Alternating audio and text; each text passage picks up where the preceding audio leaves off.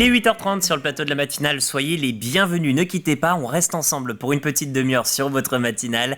Nous sommes le 29 septembre et au programme aujourd'hui. Dans la matinale tout d'abord, vous le savez, c'est l'actu, on commencera avec un nouvel espace de coworking à Saint-Gilles-Croix-de-Vie. Le but, travailler ensemble, mais, et ça fait toute la différence, partager les frais. À découvrir aussi le nouvel internat pour la MFR de Bournezeau. Et enfin, on reviendra sur le nouveau cycle de cours et de conférences universitaires au Sable d'Olonne. Vous verrez que tout le monde peut s'inscrire. Le jeudi, c'est aussi votre coup de fil à la presse. On continue de parler radio avec une toute nouvelle émission lancée par Dig, L'échappée. Amaury Thibault, un passionné de vélo, vous proposera de découvrir cette émission tournée vers les coureurs. Et enfin, l'invité de la matinale, la Semaine Bleue arrive dès lundi. Alors, on a fait le point sur cette programmation d'événements à destination des personnes âgées. Vous le savez peut-être, cette initiative permet aussi de mettre en lumière leurs difficultés. Et pour nous en parler, nous recevions Mathilde Capoulade, elle est coordinatrice de l'événement dans la région. Voici votre programme. On va pouvoir passer à la météo tout de suite sur TV Vendée. Aujourd'hui, le temps ne va pas être idéal, vous le voyez ce matin, le soleil sera masqué par de nombreux nuages. Malheureusement, ce sont surtout les températures qui doivent vous alerter. Ressortez les pulls, mais aussi les manteaux. 9 degrés en moyenne dans les terres. Sur le trait de côte, vous profiterez de 12 degrés avec une maximale à 14 pour Noirmoutier. Dans l'après-midi, nous reviendrons à des températures un peu plus douces. 16 degrés en moyenne dans les terres, 17 au bord de l'eau. En revanche, le ciel se gâte, la pluie sera de retour. De nombreuses averses sont à prévoir. L'océan, on va parler des marées. L'océan remonte actuellement. La marée haute est prévue à 7h12 avec un coefficient de 92. Une seconde marée haute est prévue ce soir, 19h28. Le coefficient sera alors de 88. Côté marée basse, la première est passée, l'autre est prévue à 13h30. Enfin, vos marchés sur le plateau de la matinale. Là encore, de nombreux rendez-vous, Beauvoir-sur-Mer, Saint-Hilaire-de-Riez, Saint-Gilles-Croix-de-Vie, Givran.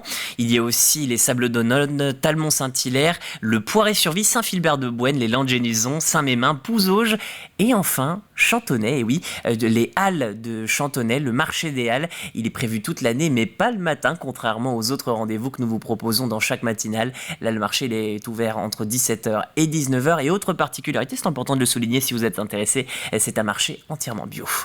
Nous fêtons aujourd'hui les Gabriel, les Michael, mais aussi les Raphaël. Alors bonne fête à toutes et à tous. Le soleil, il est levé déjà depuis 31 minutes. C'était à 8h02. Maintenant que vous avez toutes vos informations pratiques, vous le savez, c'est l'heure du flash sur TV Vendée.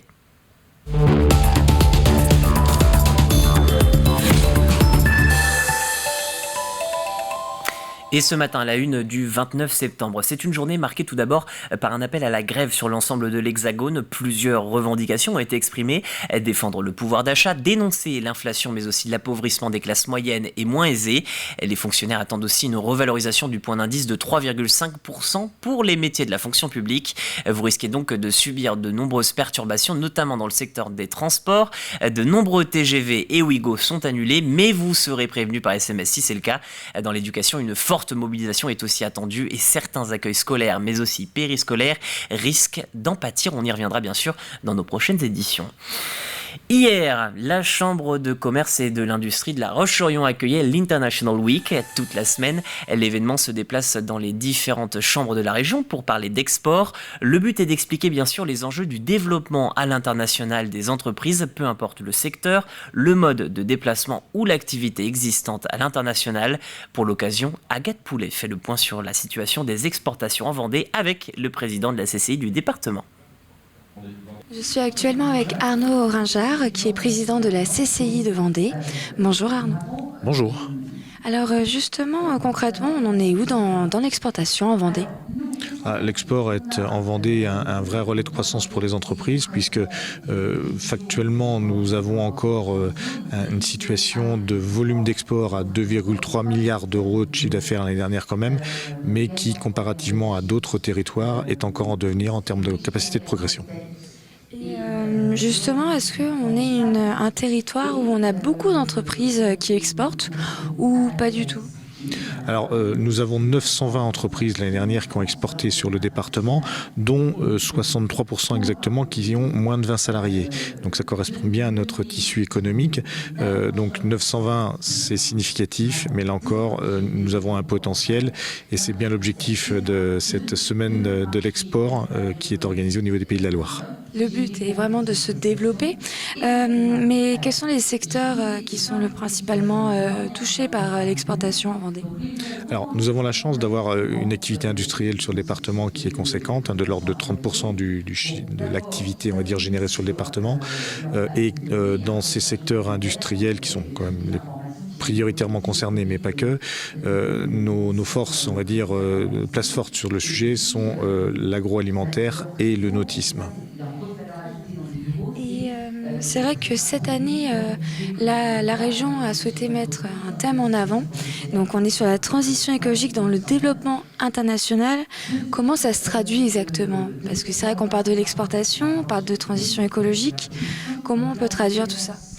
Eh bien, la transition écologique est un terrain de développement pour les entreprises d'une manière générale, à la fois sur le marché français, mais c'est un enjeu mondial, on le sait tous. Donc forcément, s'il y a de l'innovation, s'il y a des bonnes idées, à la fois en produits et à la fois en services pour les entreprises sur la France, forcément, elles ont vocation à s'exporter. Donc ce sera dans ce cadre-là que ça apportera possiblement de nouveaux marchés et un développement plus rapide pour nos entreprises si elles se mettent sur l'export rapidement. Merci beaucoup Arnaud Ragin. Et justement, la Vendée, il faut savoir qu'elle exporte principalement au Royaume-Uni et également en Allemagne.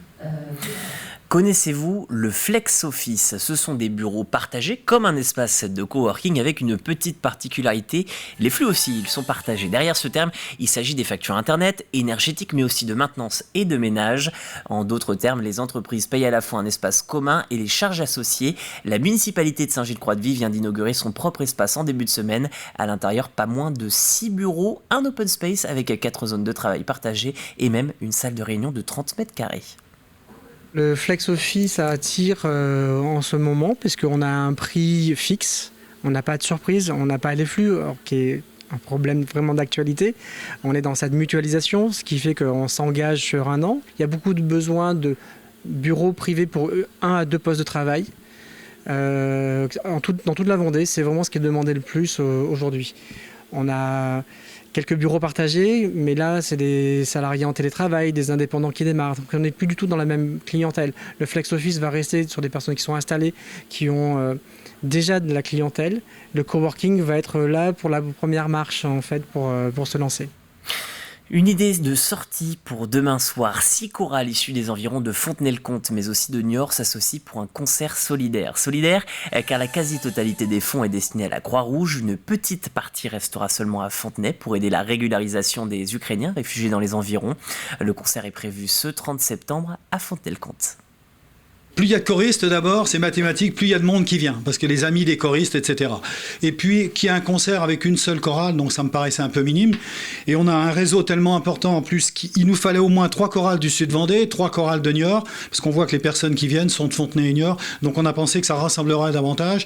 Et là, on aura, je pense, un spectacle de bonne qualité qui va durer 2 heures.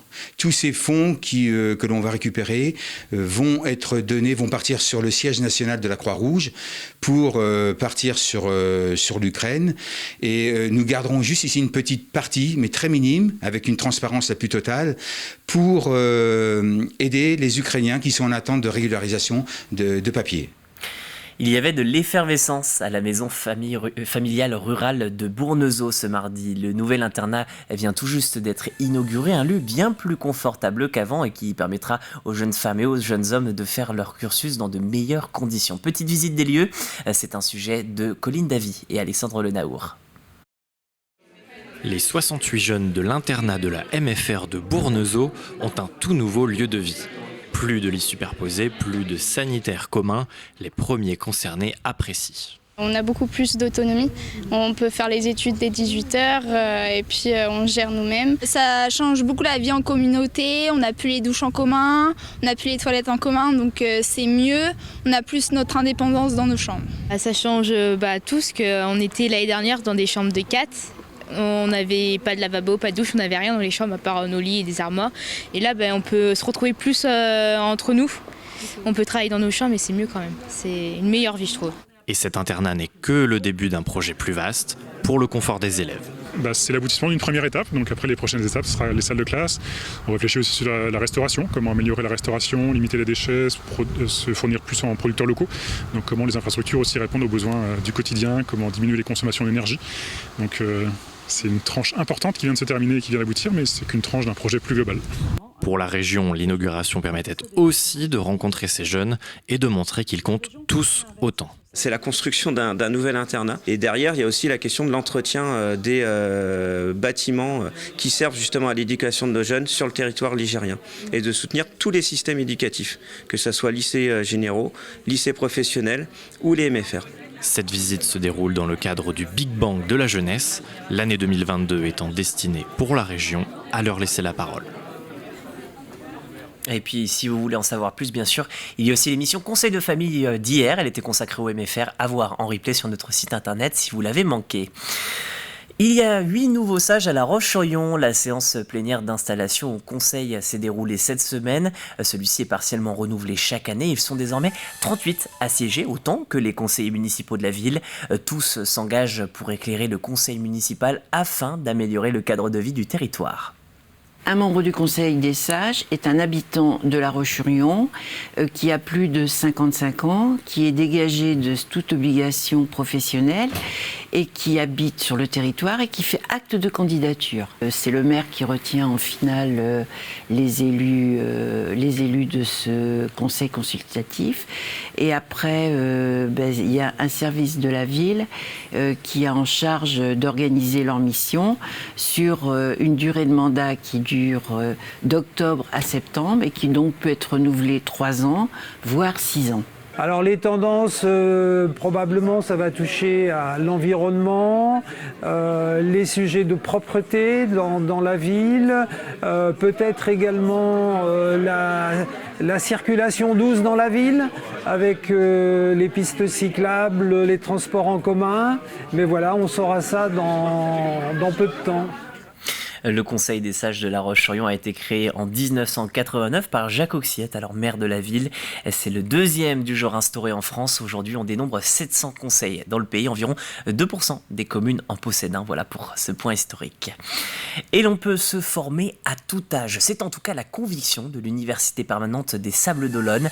Adossée à l'Université de Nantes, elle propose depuis 3 ans un cycle de conférences et depuis 2 ans un cycle de cours. Le tout essentiellement axé sur la culture mais aussi le patrimoine. Pour cette année, les inscriptions sont déjà bien remplies. Écoutez. 2 types d'offres. D'abord, 18 conférences qui seront données tous les lundis, mardis, jeudis et vendredis.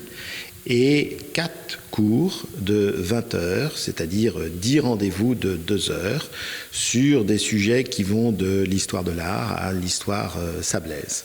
L'année dernière, nous avons eu 1200 personnes qui ont participé aux conférences et puis nos cours étaient pleins puisqu'on a accueilli un peu plus d'une centaine d'étudiants. Cette année, nous avons lancé les inscriptions il y a quelques jours et on voit déjà un engouement fort pour cette université permanente.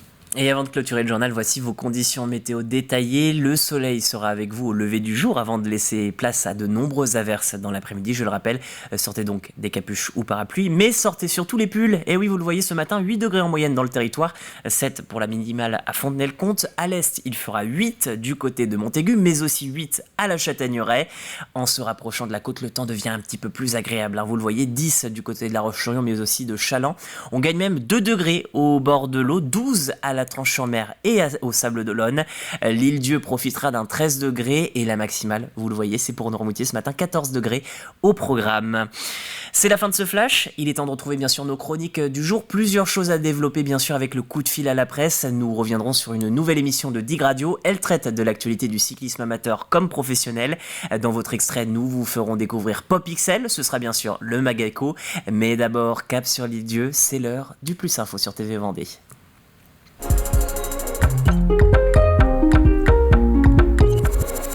Et à 8h45, bien sûr, votre plus revient sur la situation très préoccupante pour les insulaires. Depuis plusieurs années, le prix de l'immobilier ne cesse d'augmenter. Prix médian d'ailleurs au mètre carré. Celui-ci était par exemple de 5 139 € sur l'île Dieu en 2019. À titre de comparaison, il était à cette même période de 2000 € environ dans le reste de la Vendée. Une très grosse différence donc. À en croire l'association Les Enfants de la Tempête, le prix du mètre carré a même augmenté, tenez-vous bien, de près de 6 000 € entre janvier et mars 2022. Alors sur l'île, la mobilisation s'intensifie. Le détail dans ce Plus Info de la situation.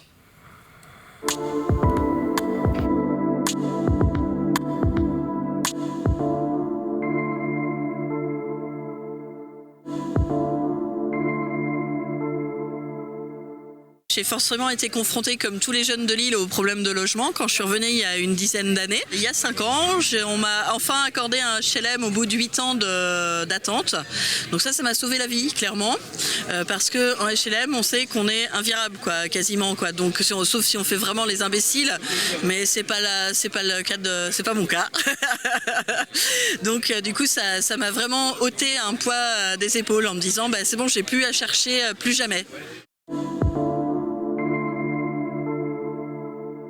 Je vois pas l'avenir très brillamment, malheureusement.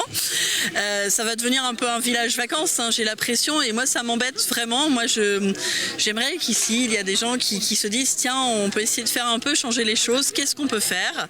Venez nous voir, on n'est pas méchants. Et voilà quoi, mais parce que ça va devenir problématique si on fait pas quelque chose maintenant.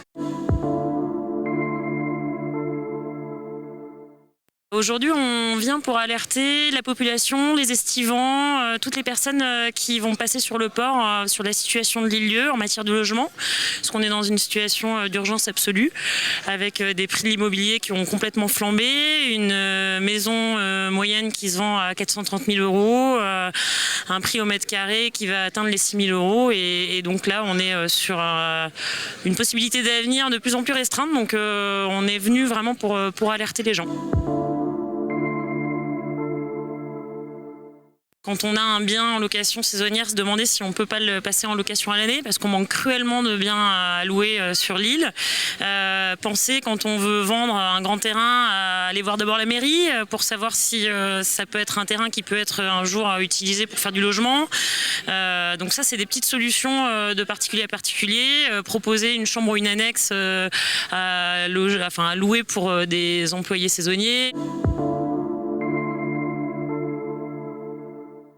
Ces petites solutions, elles ne suffiront pas parce que vu le prix au mètre carré qu'on a atteint, on sait qu'il va falloir un jour pouvoir baisser ce coût de l'immobilier, ce coût du foncier.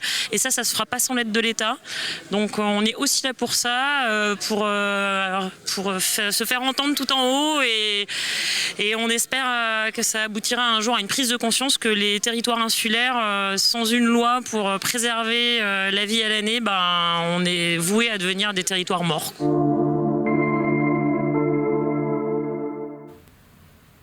Et un dernier chiffre, vous l'avez peut-être vu d'ailleurs, 60% du parc est occupé par des résidences secondaires, des personnes qui ne sont donc même pas sur l'île à l'année, contrairement aux enfants de la tempête. Voilà pour ce plus de l'info, vous pouvez le retrouver sur tvvendée.fr, mais pas tout de suite. Quant à nous, on va rester sur le plateau de la matinale pour parler de la suite de votre programme, donc attendez un petit peu si vous voulez le revoir, ce plus de l'info. Tout de suite, votre chronique presse du jour.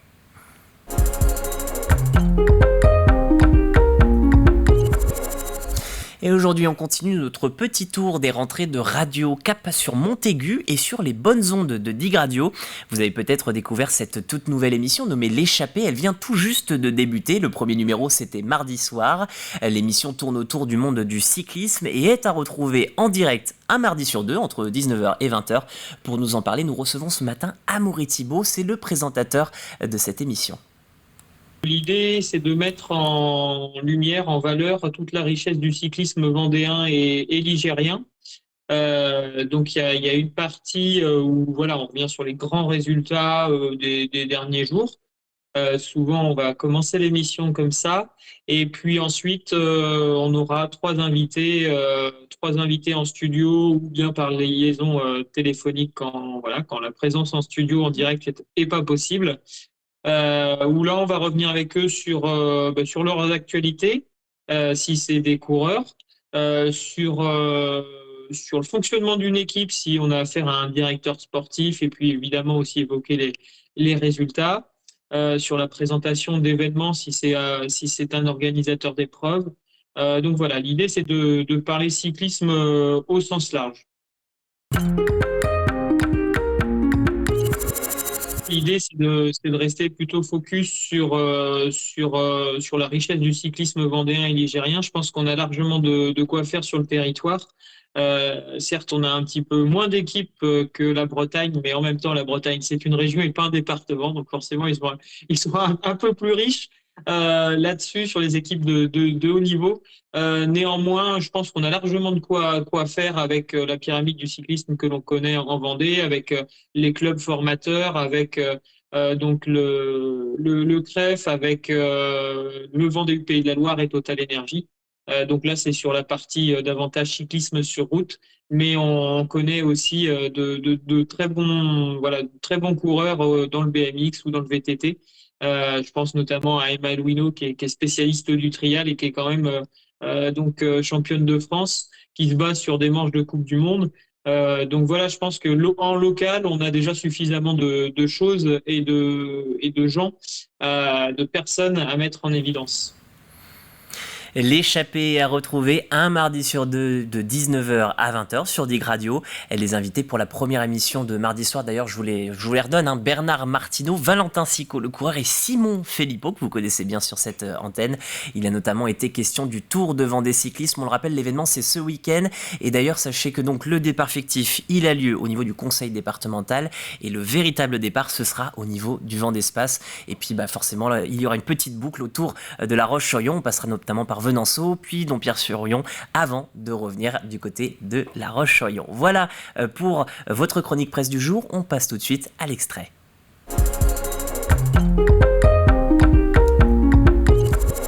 Et connaissez-vous PopXL?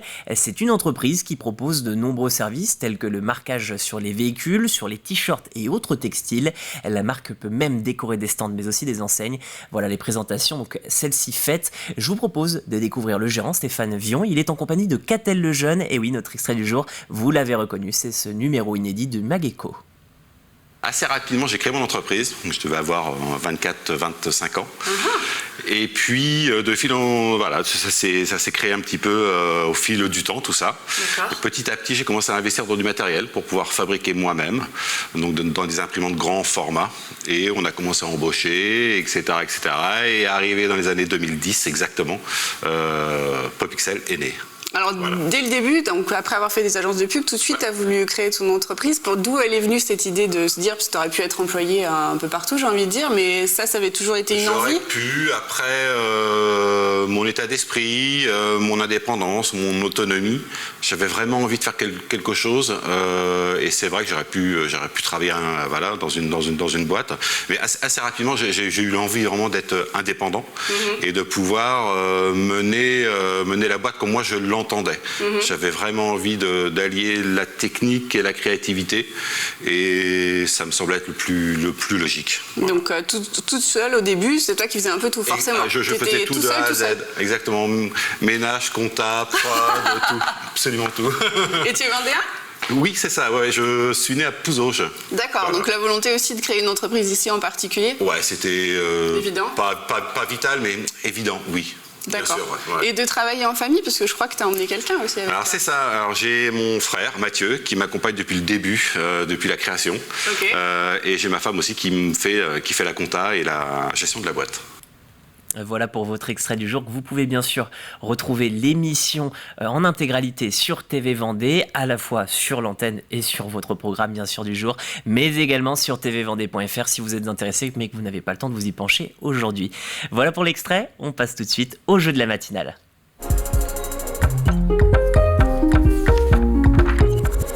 Et je reprends notre petite feuille pour vous parler de la question de la semaine. Quelle est la particularité de cette bouée orange ? C'est celle-ci que vous voyez d'ailleurs sur votre écran.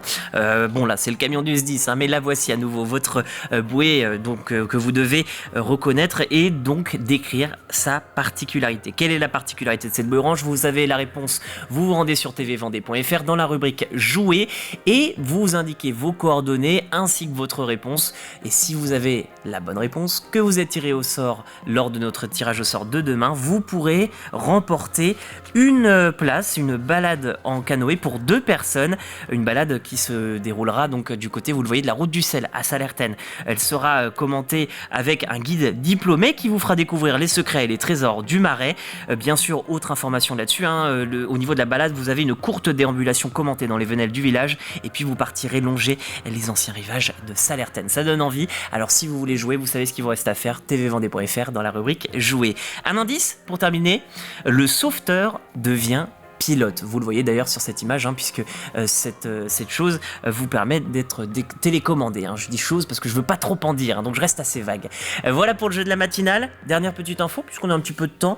Du côté de l'Oie, c'est là que vous trouverez les carburants les moins chers aujourd'hui. 1,522€ le litre de diesel, 1,387€ le litre de samplon 95. Donc si vous avez besoin de faire le plein, c'est le bon moment pour aller du côté de l'Oie. C'est la fin de cette matinale. Je vous remercie de l'avoir suivi. Je vous souhaite une excellente journée sur TV Vendée et puis à bientôt. On se retrouve dès demain matin sur la matinale et dès cet après-midi pour la Vendée en direct. À tout à l'heure.